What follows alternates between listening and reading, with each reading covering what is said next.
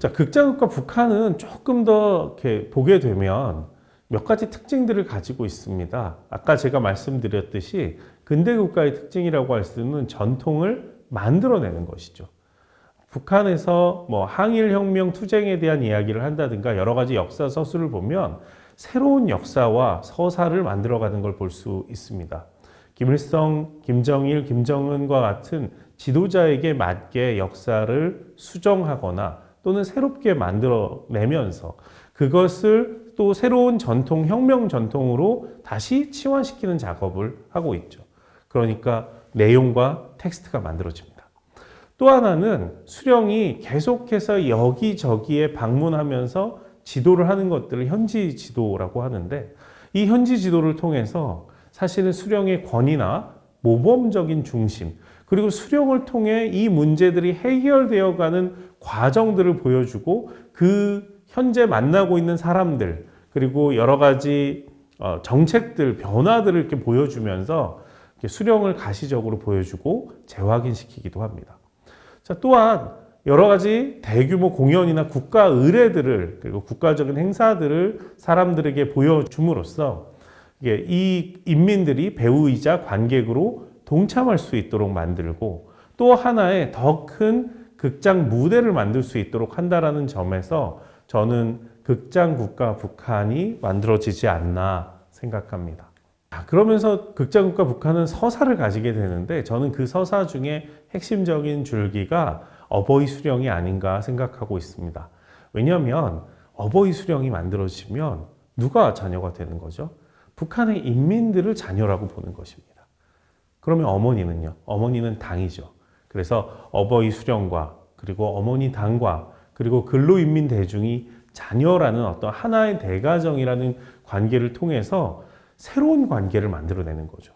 보통의 경우 수령과 그리고 인민들은 정치적인 관계입니다. 국가의 지도자와 그리고 그 국가의 구성원들이 갖고 있는 정치적 관계라는 것이 있는 거죠. 그런데 시간들이 지나면서 계속 이 하나의 대가정을 투사하게 되면 이 정치적 관계는 사실 가족의 관계로 치환될 수 있습니다. 국가 지도자를 어버이라고 부르게 되면 그리고 국가의 어떤 제도, 특별히 그 당을 어머니라고 부르게 되면 그동안에 우리가 얘기할 수 없었던 서사들, 예를 들어서 사랑이나 희생 이런 것들을 요구할 수 있게 되는 거죠. 여러분들 북한을 볼 때 여러 가지 서사가 있는데 그 중에 하나가 수령이 이렇게 희생하셨고 모범을 보였으니 우리도 희생해야 된다라는 이야기를 하게 되는데 사실 그게 쉽지 않죠. 정치적 관계에서. 근데 이것을 가족의 관계로 비추어서 이야기하고 있기 때문에 충성과 헌신을 이렇게 받아들일 수 있도록 사람들에게 이야기할 수 있는 것입니다. 제가 지금 화면에 보여주고 있는 청년운동 사적관의 조형물을 보세요. 사실은 어린 청년 세대와 어린이들을 사실 데리고 있는데 김일성과 김정일이 가운데 있고 여러 사람들이 함께 있습니다. 근데 여기에 있는 어린이들은 각자 어린이 청소년들은 북한에 있는 모든 어떤 계층과 그리고 또 직업군을 이렇게 포함하는 것 같습니다. 잘 보세요. 어떤 친구는 체육복을 입고 있죠. 그리고 김일성의 품에 안겨 있는 친구를 보면 한 명은 군복을 입고 있는 것처럼 보이고 또 한 명은 소년단 옷을 입고 있는 것처럼 보입니다. 김정일 옆에는 청년들이 있는데 대학생으로 보이는 청년들과 그 옆에 군인이 있고 그렇게 되면 여기에 있는 혹은 지식인이라고도 또 볼 수도 있는 사람들이 있는데요. 이렇게 보면 북한에 있는 모든 계층, 모든 다음 세대를 포괄하는 어버이라는 이미지를 보여주는 거죠. 저는 사진보다 사실 그림이 훨씬 더 많은 것들을 전달할 수 있다라는 어떤 생각을 가지는데요. 북한의 그림들을 잘 보면 메시지를 가지고 있습니다.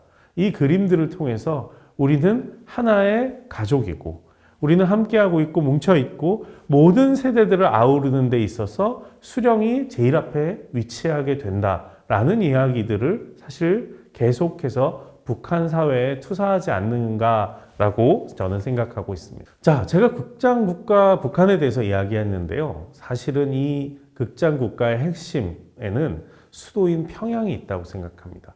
그래서 저는 극장 도시 평양이라고 이야기해 보겠습니다.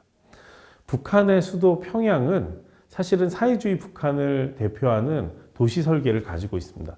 여러분들이 과거에 사회주의 체제의 국가였던 곳의 수도를 여러분들이 방문하시게 된다면 아마 조금 다르게 느끼실 겁니다. 우리와 다르네. 가장 대표적으로 우리는 가장 중심지에 상업시설이라던가 여러 가지 위락시설들이 있고 혹은 직장인들이 근무하는 높은 고층 빌딩들이 사실 있게 되죠.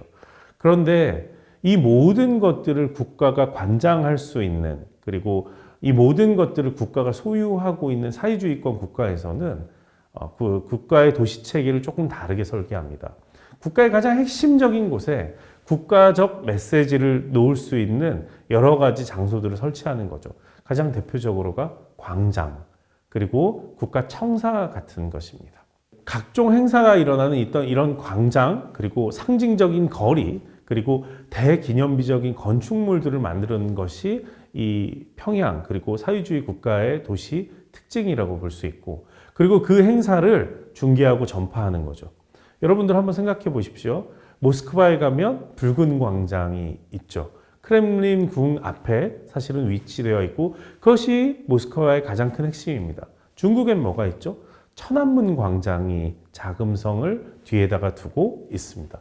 북한 또한 평양 수도 한복판에 김일성 광장을 가지고 있죠. 이러한 광장에서 일어나는 여러 가지 국가적 행사를 통해서 계속해서 이것을 중계하고 전파하고 전달하는 체계를 가지고 있다라는 것입니다. 북한은 사실 유경호텔이나 미래과학자 거리와 같이 최근 들어서도 여러 가지 상징적인 어떤 이야기들을 하고 있는데요. 여러분들 화면을 보시면 이렇게 세모형으로 뻗어져 있는 가장 높은 빌딩 보실 수 있는데 이것이 101층짜리 이렇게 높이를 가지고 있는 건물인 유경호텔입니다. 1987년도에 시작했지만 여전히 짓고 있죠. 근데 북한의 스카이라인에서 가장 핵심적인 역할을 하고 있는 건물이기도 합니다. 그리고 이따가 제가 보여드리겠지만 여러 가지 상징적인 거리, 미래과학자 거리라든가 려명거리라든가 이런 것들을 만드는데 이 거리에도 하나의 의미들을 가지고 있어서 그냥 하나의 지명으로 있는 게 아니라 그곳에 누가 살고 어떠한 철학을 갖고 있는지에 대해서 거리에도 담아둔 것이죠. 그러니까 어쩌면 평양 사회주의권 도시는 하나의 그 자체로 전시장이나 다름없다라고 생각할 수도 있을 것 같습니다. 자, 제가 사회주의 도시를 조금 더 설명해 보겠습니다. 사회주의 도시는 제가 말씀드렸듯이 자본주의 도시와 약간 다른 전제를 가지고 있습니다. 왜냐하면 국가가 모든 토지의 소유권, 건물의 소유권을 가지고 있죠. 그리고 정부가 주도해서 처음부터 끝까지 개발합니다. 그러니까 자유롭게 각자의 주체들이 개발해 가고 그것을 혼합해 가고 조율하는 역할을 맡았던 자본주의 국가와는 조금 다른 역할을 가지고 있죠. 처음부터 끝까지 모든 것을 국가가 주관한다고 생각하시면 될 것 같습니다. 또한 국가가 모든 것을 가지고 있기 때문에 효율보다는 균형을 생각합니다. 그래서 도시를 크게 만들지 않으려고 하고 도시와 농촌의 격차를 줄이려고 하고 그리고 도시 안에서도 굉장히 핵심적인 부분부터 이렇게 주변으로 방사형으로 나가기보다는 중간중간 소구역 체제를 만들면서 그 안에서 생활할 수 있도록 하는 것들이 좀 특징이기도 합니다. 또한 사회주의 국가는 도시 중심의 국가의 상징을 배치합니다. 상업시설 대신 광장을, 국가기관을, 그리고 여러 가지 대기념비적인 조형물을 세운다는 거죠. 그리고 국가 전체가 체계적인 개발 계획을 가지고 있기 때문에 우리나라처럼 재개발 계획을 사람들 몇몇이 조합을 이루어서 한다거나 여기에서 저기에서 개발의 시점이나 아니면 범위나 아니면 또 목적으로 하는 바들이 서로 다른 어떤 주체들이 같이 함께 이것들을 만들어가는 우리나라가 있다면 북한 같은 경우는 아예 처음부터 모든 것을 계획적으로 개발하고 재개발을 하는 경우에도 어떤 하나의 구역만을 재개발하는 것이 아니라 전체적인 플랜들을 가지고 끌어간다는 지점에 있어서 좀 사회주의 도시는 조금 다르다. 그러니까 그 도시를 만약에 우리가 가본다면 이 특징들을 우리가 좀 찾을 수 있지 않나 좀 생각합니다.